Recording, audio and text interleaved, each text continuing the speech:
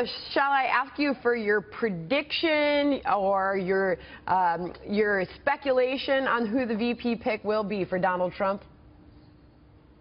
I think all of us have come to never want to predict what Trump is going to do because he's the most unpredictable candidate we've ever seen. But I do think that over the weekend, if there was any possibility that Mike Flynn was a serious contender, I think he erased that by coming out strongly in favor of abortion rights, which would really disqualify him as I think, a serious contender for the vice presidential nomination.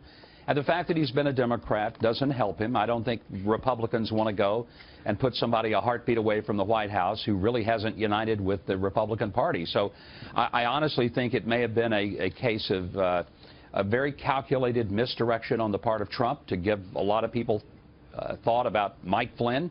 But he didn't even fit the mold of somebody who had governed and had been in the middle of having successfully navigated government. So I think probably we're looking at Christie or Mike Pence or who knows, somebody we haven't heard of yet. What about Newt Gingrich? I mean, he seems to be at the top of these short lists, and he seems up for the job.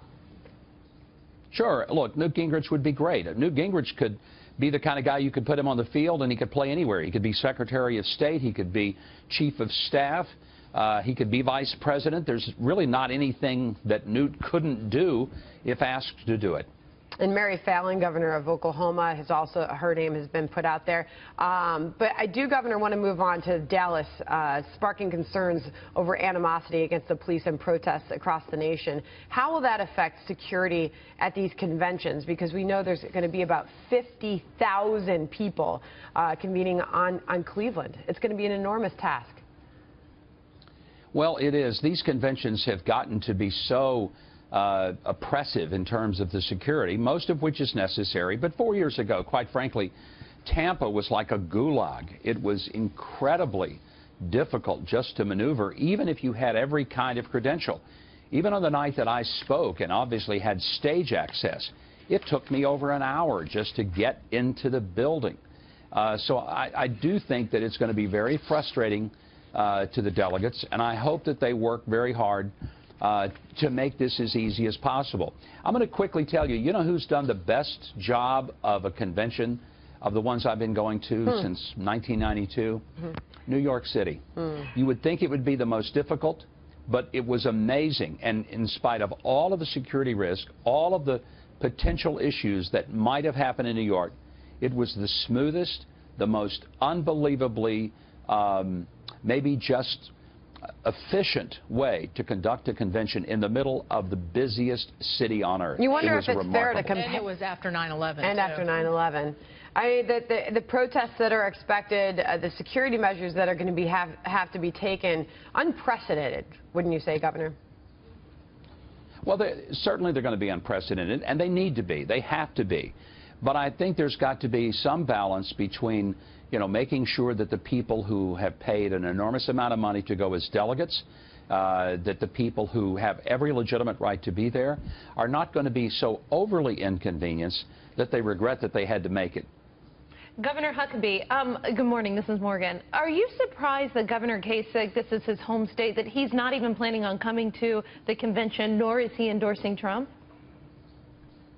Well, what surprises me is that he's not honoring his commitment.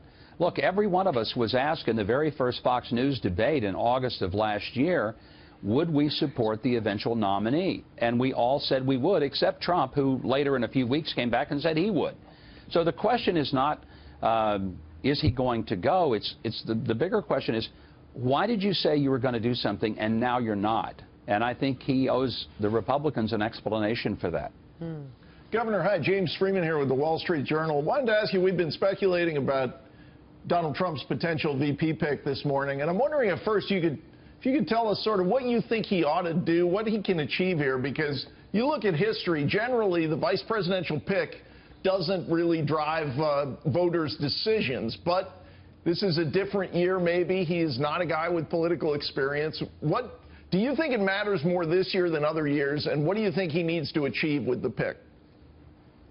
Well, James, I do think it matters more because with all of the sort of gravitas that he brings with business and also with the sense of being the ultimate outsider, he himself has said that he needs somebody who sort of brings some what I would call the ah moment to all of the people who say, gee, somebody's got to know how to run these trains. Government is complicated. It isn't business. And when I hear people say, I'm going to run the government like a business, I'm thinking, well, you've either never been in government or business or both, because you would understand that while there are business-like properties that you can apply, government isn't a business. You just can't go in and fire people because they're protected. You can't just go in and make decisions because you have not a board of directors but a duly elected Congress with equal authority under its branch of government than you have as the executive branch. There's some real tricky complications. He needs somebody who can help him understand and navigate those very tough waters. And as far as the platform, as we head towards the GOP convention, Governor, it does seem like we are seeing the GOP and Donald Trump softening a bit heading into that. Well, I think the best thing to do with the platform is don't make big changes in it, because, look, nobody really believes that the platform is going to become federal law necessarily, but it's a statement of the general mood of the delegates and of the party. And what you don't want is for the platform to be controversial. You don't want it to be a point of a fight or a point for people to say, see, I told you Trump couldn't be trusted.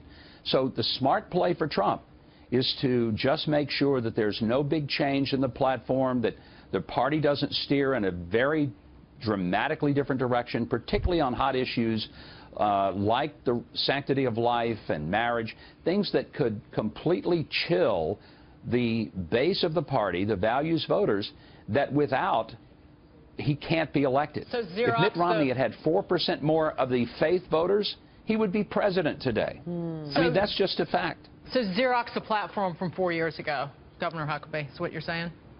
Pretty much. Yeah, I mean, the platform really hasn't changed that much since 1980. I mean, it really has been pretty much the same platform for the past, 35 years. I'd say, if it ain't broke, don't fix it. All right. And, Governor, sum it up for us here as we are just a week away. How do you feel right now about Donald Trump and his momentum in this race?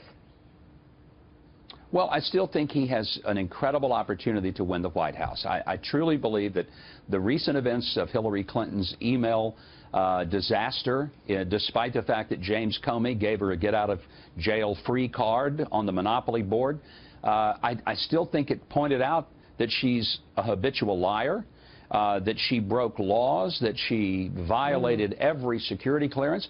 And someone who is that incompetent with national security matters, my gosh, she shouldn't be a private first class in the military, much less the commander-in-chief. Governor, real That's quick, one thing I really believe we've learned. What is a Bernie Sanders endorsement, which might be coming as soon as today? What does that mean for her? Not a lot, because Bernie may endorse, and I'm sure he will. That's what he's expected to do. Doesn't mean his supporters are going to go all gung-ho for Hillary, and I don't think a lot of them will.